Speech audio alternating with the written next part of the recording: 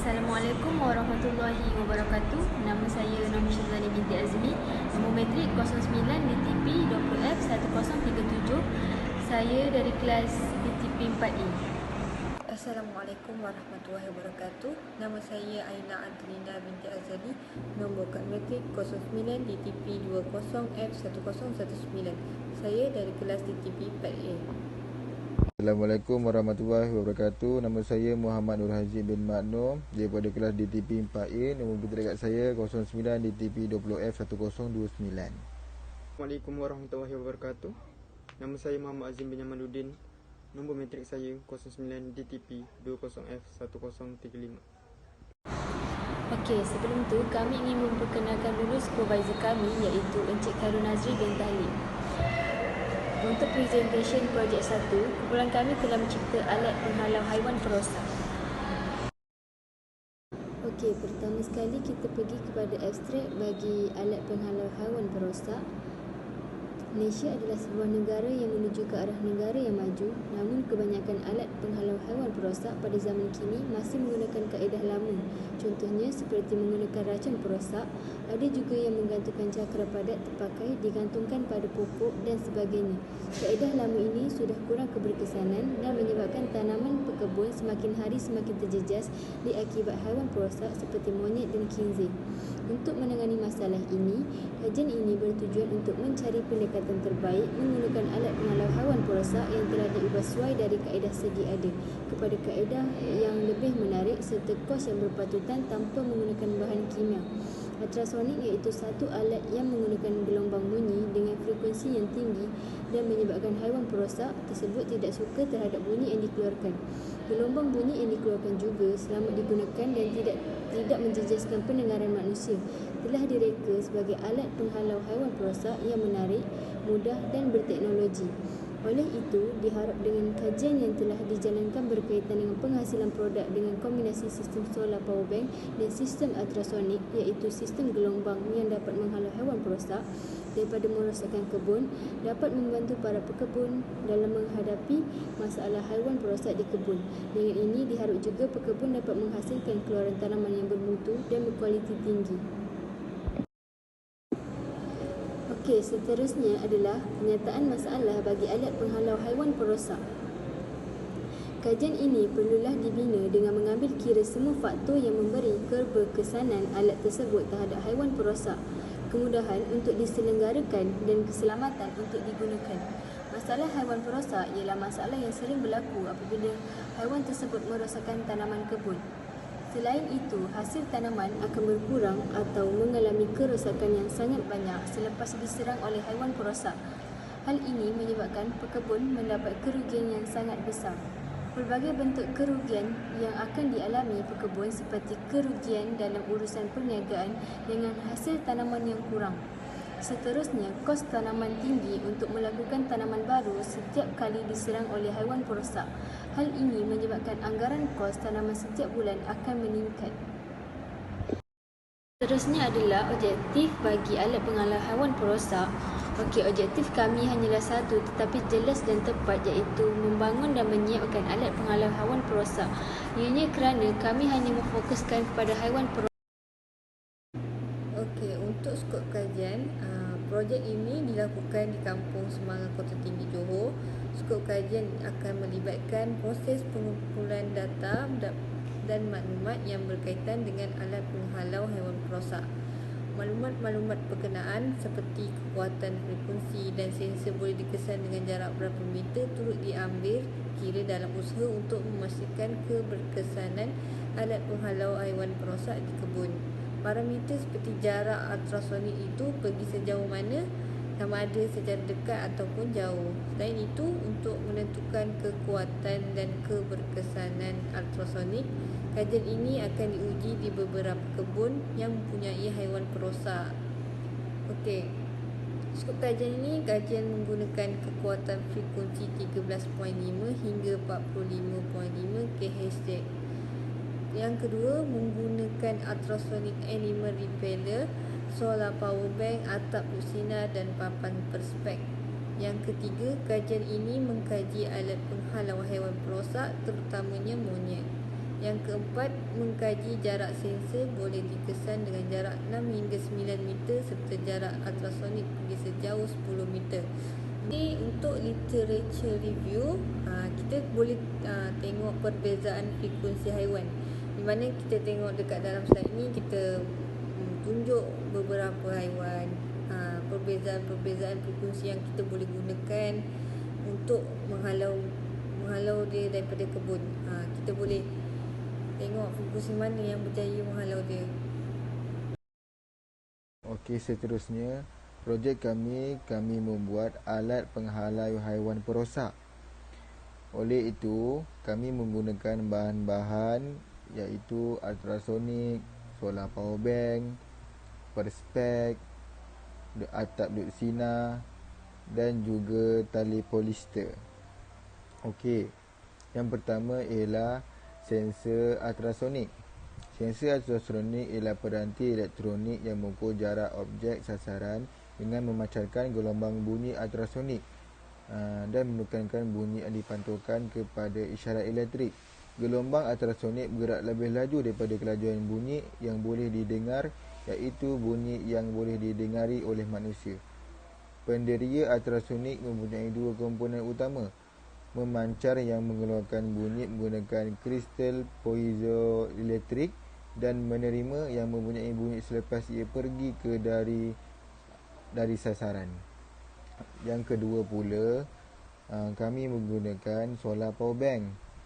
Solar power bank ialah peranti storage tenaga yang memperoleh tenaga daripada matahari dan menggunakannya untuk mengkuasakan pelbagai alat elektronik seperti telefon, tablet, komputer riba, mentol dan lain-lain. Biasanya cukup mudah. Yang solar power bank ni cukup mudah dibawa ke mana-mana sebab dia tidak terikat daripada mana objek lah, senang, portable lah orang kata. Selain itu, solar power bank ada juga perlu diletakkan di tempat tertentu.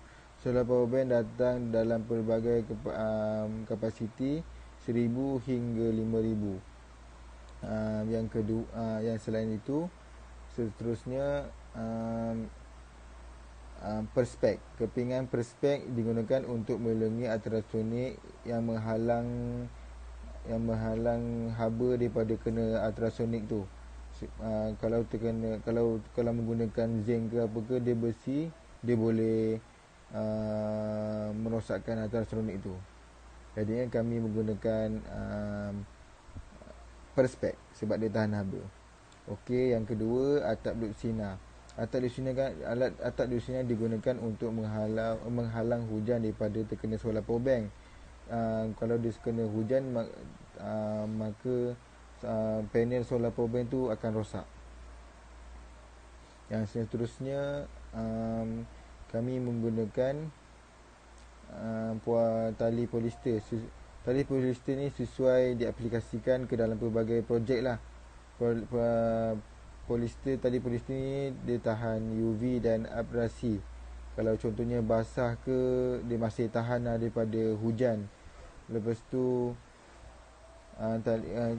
kami menggunakan tali polister ni juga, kami menggunakan tali polister untuk digantungkan, dililitkan di batang pokok supaya ultrasonik ni tak dapat diganggu ataupun dapat diganggu daripada haiwan-haiwan perosak ni. Kalau kat bawah kan dia senang lah, kalau contoh dia datang, dia terjatuh ke tanah lembik ke, dia jatuh. Jadinya kami ikat kat pokok supaya senang, supaya lebih selamat ultrasonik kami. Kajian terdahulu, orang menggunakan racun perosak. Racun perosak ni telah lama digunakan, iaitu sejak dari dulu lagi. Bahan racun perosak dahulu menggunakan bahan kimia dalam bentuk yang ringkas. Kemudian dengan perkembangan teknologi, dunia semakin pesat menyebabkan bahan racun semakin ditambah bahan-bahan kimia yang jauh lebih berkesan terhadap haiwan perosak. Hal ini menyebabkan kadar penggunaan yang sangat tinggi untuk racun perosak, menimbulkan kebimbangan di kalangan orang ramai kerana terdapat bukti bahawa ia telah menimbulkan berbagai-bagai kesan buruk ke atas alam sekitar dan manusia sendiri. Okey, seterusnya kajian terdahulu yang kedua iaitu cakera padat. Cakera padat terpakai telah lama digunakan pada zaman dahulu sebelum munculnya alat-alat canggih yang lain untuk menghalau haiwan perosak. Dengan adanya cakera padat terpakai yang kelihatan berkilat pada permukaan cakera padat tersebut, menyebabkan haiwan perosak menganggap ianya sebagai cermin dan membuatkan mereka takut. Tetapi malangnya, taktik penggunaan cakera padat terpakai digantungkan pada pokok tidak lagi berkesan kerana mereka lebih bijak dari yang kita sangkakan. Yang terakhir ialah membuat pagar elektrik di sekitar kawasan kebun, keliling kebun lah.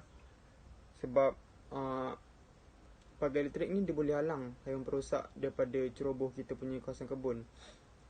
Sebab kalau semua jenis binatang kalau lalu kena dekat wire tu, dia akan kena jantan elektrik lah. So bila dah kena jantan elektrik tu, mungkin dia akan cedera. Lagi satu, kalau dia nak melepasi tu, mungkin dia akan mati, boleh menyebabkan kematian. Sebab takut dia punya wire tu terbelit dekat dia. So selain tu, pemilik kebun tu dia kena faham lah, dia kena tahu jumlah arus elektrik yang mengalir tu lah. Lagi satu, kos pagar elektrik ni tinggi. Sebab yelah nak gunakan elektrik kan, elektrik nak sambung wire tu semua. Okay, itu saja. Lepas tu kos bahan kami, kalau ultrasonik tu ukuran dia 148 x 114 x 112. So ultrasonik ni kita guna satu je lah. Dia punya kos dia RM313.50. So bahan yang kedua kita gunakan solar power bank. Solar power bank berukuran 110 x 18 x 88 x 12. 110 x 88 x 12. Solar power bank ni pun kita gunakan satu, dan dia punya kos dia lebih kurang dalam RM50. So seterusnya kita gunakan kepingan perspek. Kepingan perspek kita ambil dalam ukuran 200 x 200 mm. Sebab kita nak dari perspek tu, dalam perspek tu kita dekan keliling. So dalam tu kena letak ultrasonik tu lah. Ukuran kena lagi besar daripada ultrasonik dengan solar power bank. So perspek ni kita gunakan 3 keping. So anggaran dalam semua tu 3 keping tu dalam RM105. Seterusnya kita gunakan atap lusina. Atap lusina ukuran dalam 1828.8 mm. Lebih kurang lah ukuran dia macam tu. Kita gunakan satu saja dan anggaran kos dia dalam RM42. Lagi bahan seterusnya kita gunakan tali polyester. Tali polyester kita beli dalam 4 mm cukup. 4 mm tu kita beli satu saja. So maksudnya satu tali tu ukuran 4 mm saja. So dia punya harga dia lebih kurang dalam RM3.50. So total ni semua sebanyak RM514. So reka bentuk projek ni kita buat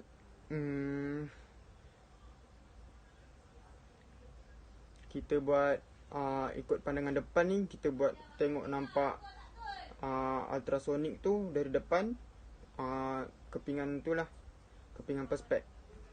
Lepas tu ukuran ultrasonik tu ikut yang apa yang kita beli. Dengan perspek tu kita buat sendiri.